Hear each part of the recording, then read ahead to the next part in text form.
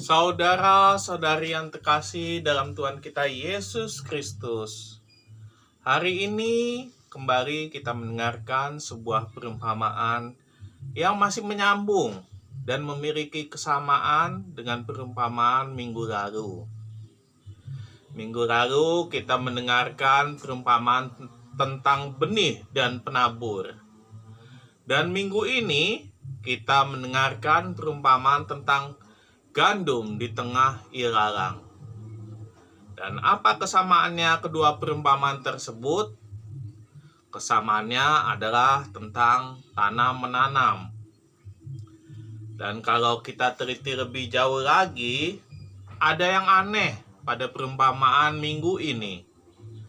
Bapak Ibu yang berprofesi sebagai petani atau pekebun pasti menyadari keanehan dari perumpamaan ini. Ya, tentu saja itu tentang ilalang, tanaman liar, hama, atau yang lainnya.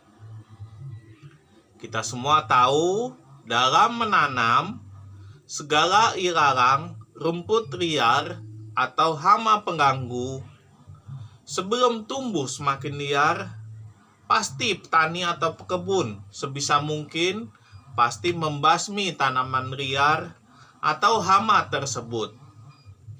Karena bila dibiarkan menjadi lebih besar, bisa jadi tanaman yang asli kita tanam akan kalah, menjadi kerdil dan tidak berbuah. Sedangkan tanaman liar itu bisa menjadi lebih subur daripada tanaman yang kita tanam.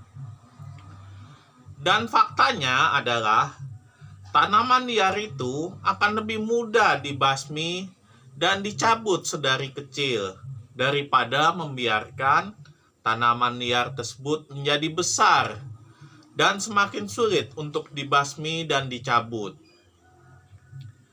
Lantas, apa maksud Yesus memberikan perumpamaan ini? Sebelum kita tahu maksud perumpamaan tersebut, kita harus tahu dulu siapa-siapa yang dimaksud pada Injil tersebut.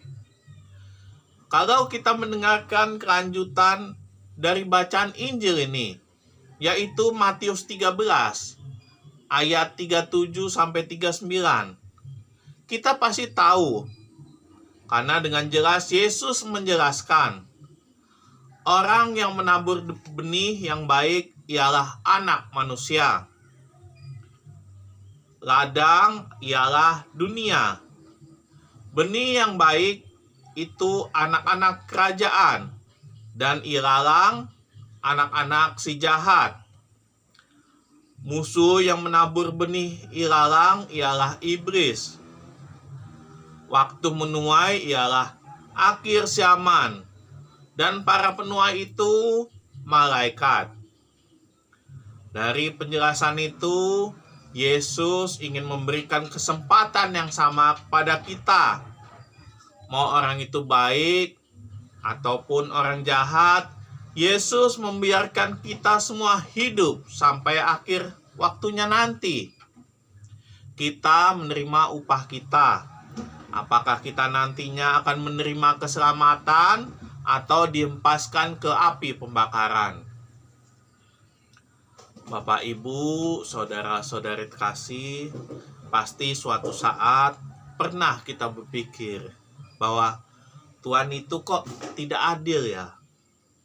Pasti pernah sesekali kita menyalahkan Tuhan atas kesulitan hidup kita. Seperti contohnya kemarin, saat sang penabur menabur ke 4 tanah. Kita semua pasti ingin ditabur di tanah yang subur. Tapi kenapa rasa-rasanya kita hidup di pinggir jalan, tanah berbatu atau di tengah semak berduri? Ditambah lagi sekarang, saat kita ingin hidup damai seperti gandum. Tapi kenapa ya ada saja ilalang di sekeliling kita? Ada saja orang jahat hidup di sekitar kita.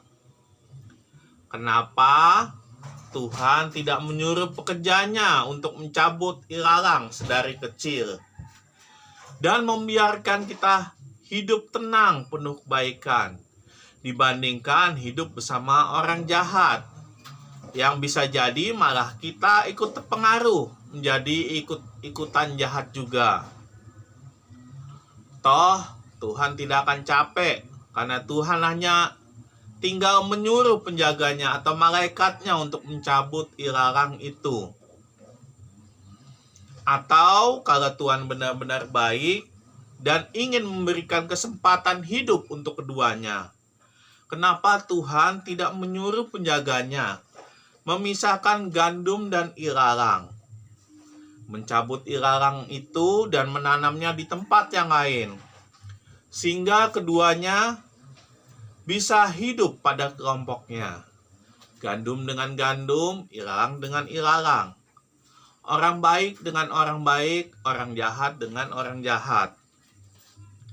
Bahkan sebenarnya kita tidak tahu ini gandum di tengah ilalang atau ilalang di tengah gandum. Orang baik di tengah orang jahat atau orang jahat di tengah orang baik. Banyak orang jahatnya atau orang baiknya di ladang ini, di dunia ini. Dan kita semua tahu, biasanya mayoritas itulah yang selalu menang. Bisa jadi kebaikan itu akan kalah bila dihadapkan pada banyak orang jahat. Seolah kita melihat sifat Tuhan yang karena saking baiknya malah terlihat seperti orang yang naif dan melakukan pembiaran pada kejahatan. Sekali lagi, seolah Tuhan telah menunjukkan ketidakadilannya dan menguji keimanan kita. Bapak, Ibu, saudara-saudari terkasih, kalau kita melihat kehidupan kita yang sulit ini, baiknya kita tidak terus-menerus mempertanyakan ini dan itu. Baiknya tidak terus-menerus menuntut keadilan Tuhan. Jalani saja kehidupan ini, karena kenyataannya Tuhan memang ingin menguji kita. Tuhan tidak akan memberikan semuanya itu dengan mudah. Tuhan ingin melihat sejauh mana perjuangan kita dalam menjaga iman kita dan menghadapi kerasnya hidup. Anggap saja Tuhan itu seperti orang tua kita, yang mungkin akan melakukan hal yang sama pada anak-anaknya. Orang tua ingin mengajarkan agar anaknya menjadi pribadi yang kuat dan tangguh dalam menghadapi kerasnya kehidupan. Kadang orang tua membiarkan anaknya menghadapi masalahnya sendiri. Mendisiplinkan anaknya agar anaknya tidak manja. Dengan tujuan menguatkan mentalnya agar bisa terus hidup di tengah kesulitannya. Bahkan saat anaknya itu benar-benar tidak kuat dan memohon bantuan orang tuanya, orang tua tetap membiarkan anak itu berjuang, karena orang tua pasti tahu sampai di mana batas kemampuan anaknya. Dan percayalah, sesuatu yang didapatkan dengan tidak mudah, maka hasilnya juga akan lebih menyenangkan.